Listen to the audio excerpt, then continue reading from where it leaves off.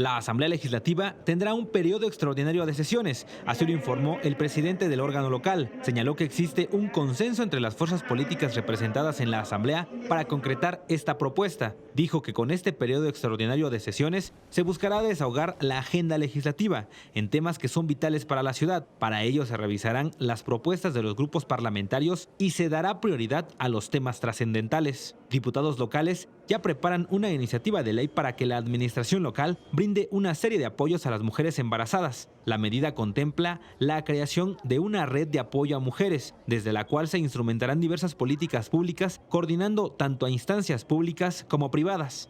Durante el foro Día Internacional de la Madre Tierra, los legisladores señalaron que es necesario transitar hacia la biocracia, es decir, un gobierno que procure todo lo necesario para la vida y donde se reconozcan los derechos de la Madre Tierra, ya que es ella quien produce todo lo necesario para que podamos subsistir.